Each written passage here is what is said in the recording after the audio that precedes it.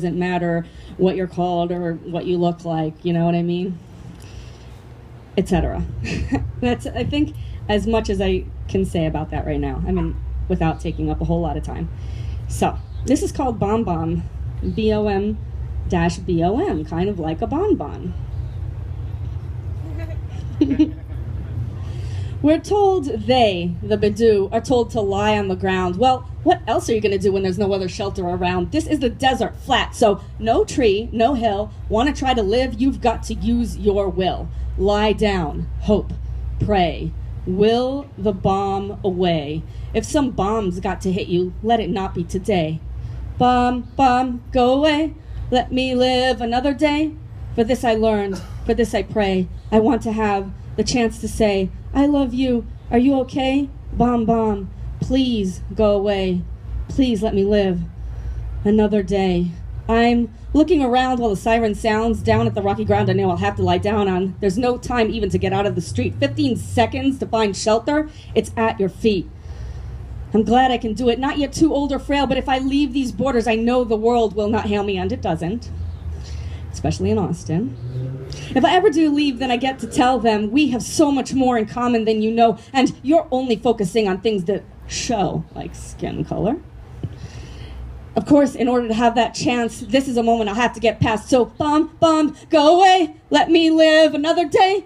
For this I yearned, for this I pray. I want to have the chance to say, I've missed you. Are you okay? Bomb, bomb, please go away. Please let me live just one more day. I wish I might, I wish I may get the wish I so wish today. Bomb, bomb, please go away. Please let me live just one more day. Thank you.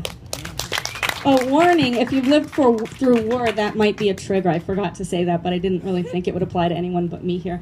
Thank you and good night.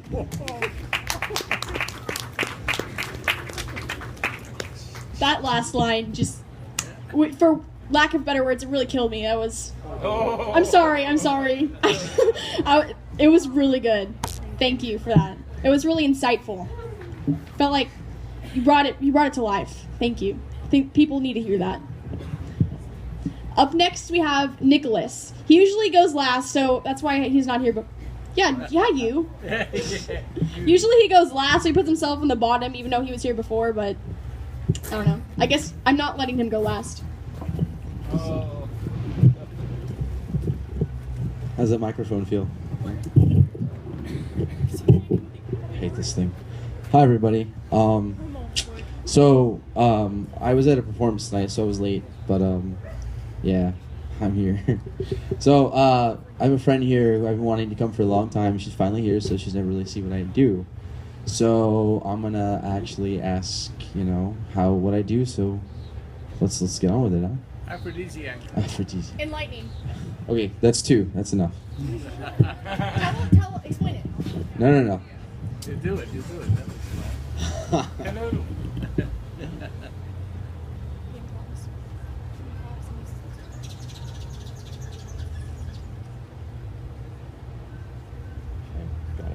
He's talking to the voices in his head. It's okay. There I get my ideas from. Anyway. The night is a silent aphrodisiac. It enlightens light of a constellation's trace on her face that fell in freckled form upon an enlightened mind of mine. I held close to that smell of aroma, of her aroma, of that enlightened feeling. That was passion upon my lips as I caressed her body with mine. And I found the aphrodisiac at the bottom between the parting of her legs where I saw light, the light of those constellations I hope to find in a woman one day. The woman's form in star form. The woman's mind in my mind. That was my aphrodisiac. I finally found that ecstasy that gave me the freedom to no longer want to explore the stars. Canoodle. I'm doing another one? Canoodle? I mean, I'll do another one later. Bye.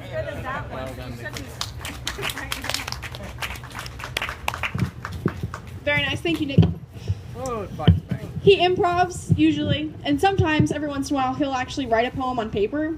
What concept is that? Actually, he usually types it on his computer, which is Yeah. totally old school. Oh. Very cliche poet of you. Up next, up next we have Erica. Yes, Erica. Woo! Gotta pull up the app on my phone. Alright. She's always there, sitting, waiting, dangling her feet over the edge of my consciousness. I never had the guts to look her in the eye, to stare down into those hollow pits, painted the exact same way as mine. I've never had the guts to truly witness the icy fear that resides there. Today I encouraged her to jump, and she made it a point of tying a gold rope around my waist and telling me that we'd be together in the free fall. I laughed hollowly, like I always do, and I lit my third cigarette, and I plunged into the darkness with her.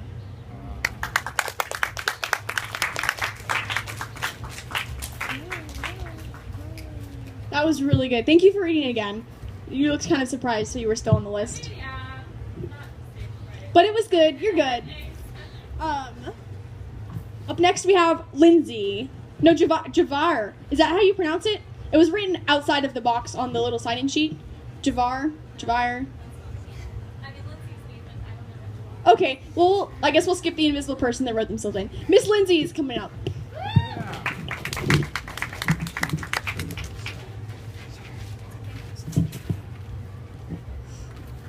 It is a shame you are prone to unseeing, and your blindness has seeped over onto me in great moments where I'm holding my head high to see, yet you find a way to make me look down. I am tired. My excitement has turned into the meek fizzle of a near-dead soda that, no matter how shaken, will always refuse to flow over the rim of the glass. The stress of my body trying to please you doesn't bode well within me, yet I feel I cannot speak of it, for everyone knows I've beaten this dead horse far too long. So I'll be out on a limb which shudders under my weight, and it's your turn to watch me fall, because once it was me who pushed you, your once strong body forced to break. I'm pleading, I've been pleading, I plead apologies, the gritted teeth, because it's been so long. My jaw is tired, I am tired, heart numb, yet for all we talk, nothing is ever said. You make lies out of forgiveness, then push punishment upon me, because all you see is the memory of my wrongdoings, but I sat by you all that time because you asked me to. Still, you only touch my dead heart when you fear its rhythm will stop completely, when you fear the remorse and bitterness will overcome all the good inside my body. Had you chosen not to be unseeing, perhaps you could have then seen our masterpiece, composed of ashes, fizz, brokenness, laced with chance. Yet, you chose blindness over me, and I finally chosen to no longer look down.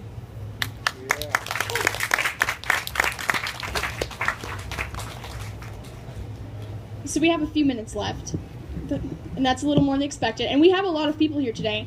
So if you guys have, Nicholas wrote a really short poem before, and usually I give people 5 minutes. Is it okay if he goes up one more time and actually does one? Is that cool with everyone? Because we have an extra time. Yeah, cool. Awesome. Here you go.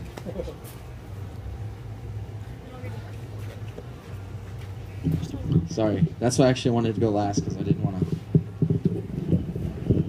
There we go. So I wrote it. I put it on my phone this time. I hope that's okay. Yeah. It's just kind of a first draft, but there's a fellowship I'm applying for, poetry fellowship. So this is the first draft of that poem. So here goes. I woke from the haze and the smoke and the light of the fire. I could be burnt up just to keep that moment for a long time. My body is tired from strength.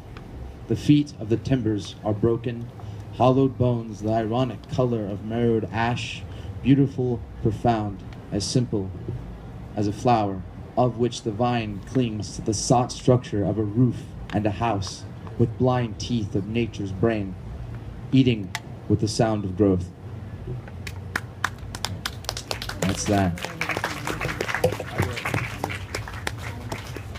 Awesome. Thank you for that. He has a friend here that he wanted to, I don't know. Long story short. Anyway, I'm going to read one more poem. I'm going to recite one more poem just to lighten the mood because I don't want to leave on a dark note. Just, it's nighttime and dark notes, like, come from the deep. Anyway, this poem, I have to warn you guys, I promise I'm not arrogant. This poem was written for humor reasons. So, again, I'm not arrogant, I promise. Again, humor reasons. Most of it's true, but it's blown extremely out of proportion. This one's called Certified Heartbreaker. I've been a certified heartbreaker since the 1st grade. I remember waltzing in on Valentine's Day and placing myself on my perfectly festive chair as I watched Junior parade around the classroom before standing before me. He gave me an elegant gift basket, accompanied by a balloon and a smile. Oh, the looks I got. Girls glared at me like they were trying to put holes in my happiness. I just served them a warm smile to declare my dominance over them. And ironically, I didn't even like Junior. I just craved the taste of power that could only be quenched by shattering hearts. Every year since, I've gotten gifts from potential victims. Candies, flowers, teddy bears, a box of chocolate on my doorstep with an invitation to his party at his mansion on the lake. That's actually a true story. I'm a certified heartbreaker. I wrap my words in verbal bacon that no man nor women can resist. My eyes are a siren luring a pirate in before drowning them in my merciless waves of affection.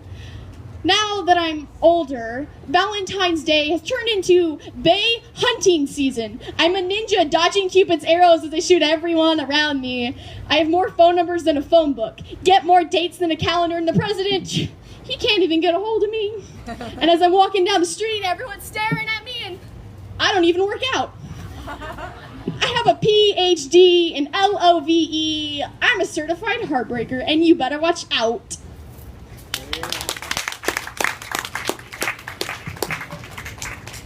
Thank you, everyone, for coming. You guys benefited.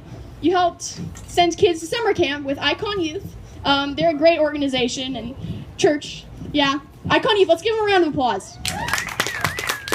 They do a lot for the city. The Easter egg drop from the the helicopter that dropped all the Easter eggs. That was them.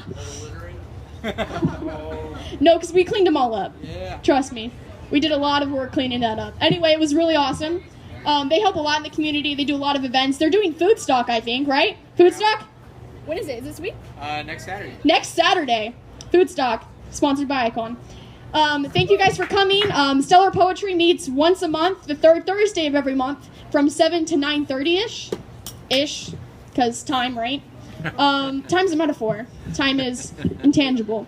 Thank you for coming. Please stay. You can talk with people, go get some more coffee, get some bagels. I don't know. Thank you guys for coming and have a nice night. Thank you, Kayla.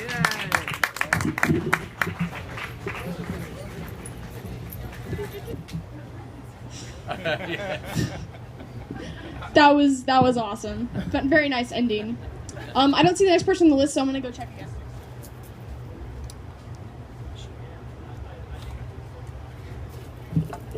Ashira, are you here? There she is. Ashira, yeah. I'm not saying you just walked past me 2 minutes ago. I'm sorry. It's okay. All right. I don't usually like to introduce stuff because we're not supposed to, but you're not going to know what this is about. I grew up in Beersheba in Israel, and this is what I wrote when my hometown was being bombed. Of course, I live in America, so I'm hated everywhere that I go. It's what I call a category of allowed hate. And there was this newspaper article about the Bedou. Bedou is the proper plural of Bedouin. And they, well, you know, they're known. It's how much of history can I give right now? So it's not really a group of people. It's a sort of a generic name for several or many different groups of people who are nomadic in that region. And so, you know, I grew up with them like right there. I mean, you know, in my daily life, normal, you know. And actually, I have a few poems about that now that I think about it. And some Bedou went to the government, the Israeli government, you know, and asked, what can we do when, you know, there's like bombs falling? And people really freaked out. So I hope that whatever other woman's beach you stay at now is sunnier and sweeter. In the meantime, I'll be here, alone in the cold sand, hoping that the clouds that you left me will eventually go away.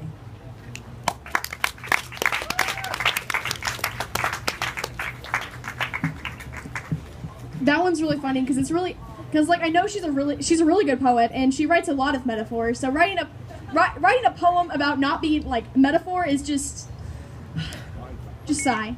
But it's so awesome. She did it really good. And then she was really abrupt in it, which I don't know. I really like that. Up next we have the next in the duo, Miss Victoria.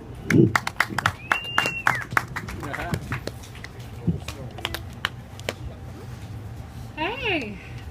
Okay, so Kalani and I are being featured next month. And me too. Yeah, and also Magic Jack. And there's something that you guys should know about me. I write sad things. I don't usually write happy. Yet. And so Yet. next month when I'm being featured, guess what the catch is? Happy. It's gotta be happy. So You can do it. yeah, it's hard, but I've been doing it. So this is my first stab at one of the happy poems that's hopefully going to be featured next month.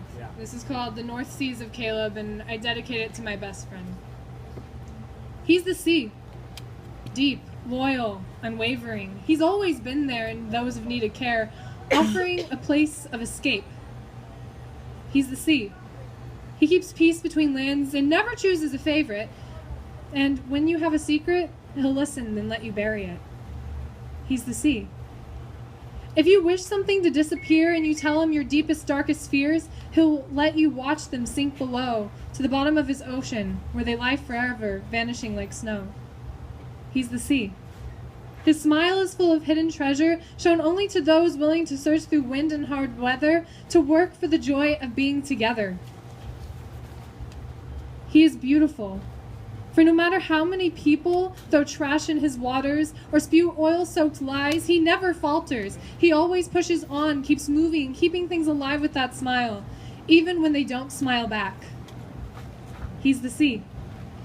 He brings hope to those around him without even trying. His music to some is what keeps them from drowning. In this anxious world we live in today, his music helps them sleep and get through the day. The seagulls singing, the waves moving, crashing, calming, understanding. His music tells them they aren't alone, that they'll always have a hand to hold.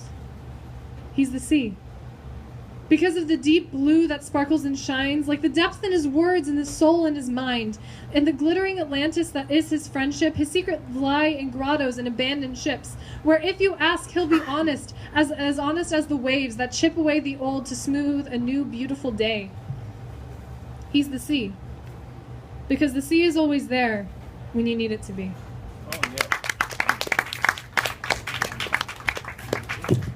I'm really glad they read their poems back to back because hers uses metaphor of the sea as she's not a metaphor, and then she metaphored him. So there's a lot of metaphors in seas and men, which I think is our issue. I'm just kidding. I'm just kidding. I'm not that kind of feminist. You laugh because you know which one I'm talking about. Up next we have, I was going to tell you a fun story. So this last weekend, I've been super busy lately, and this last weekend I was a featured poet at Forest Fest in La Mesa, Texas. Drove 7 hours to be there, and it was totally worth it. It was really fun. Being a featured poet, I actually have to read a lot of poetry. And we went to a whole bunch of elderly folks' homes, and we were supposed to read poetry for them. And then I went through my poem list, and I was like, this one's about dying. This one's about dying. This one's about a really, really bad breakup that mentions dying. This one's also about killing yourself. Like, this is great. I'm so glad I can read these poems in front of people who are potentially dying. Sorry, I'm kind of brash. It was painful. That's right. Lots of death. You're killing us. Okay, I'm going at the very end of this. I promise I will read my happy, hilarious poem. Yay. Okay, but right now we're going to welcome to the stage Yessie. Yes for Yessie. No. Okay. No for Yessie. No? You got this. Yes for Yessie.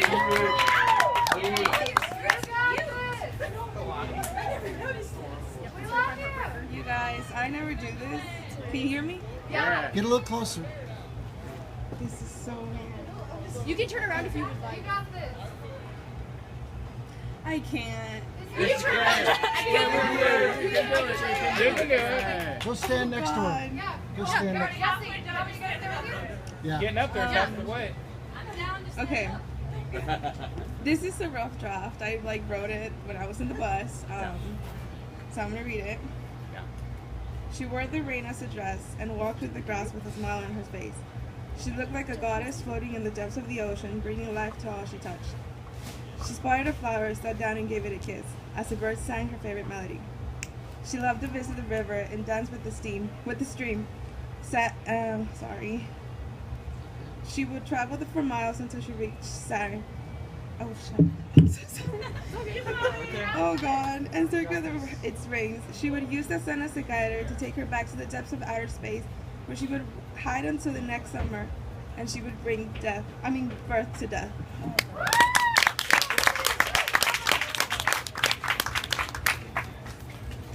That was really good. There was a lot of metaphors. I heard you, and it was very beautiful. Thank you so much for sharing. Up next, we have... Oh my gosh, I always forget when we're here. We have the Silent Nick. Yes.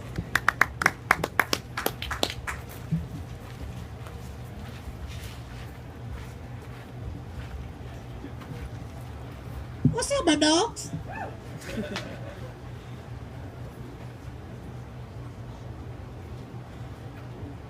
Hold on, I'm unprepared, so bear with me.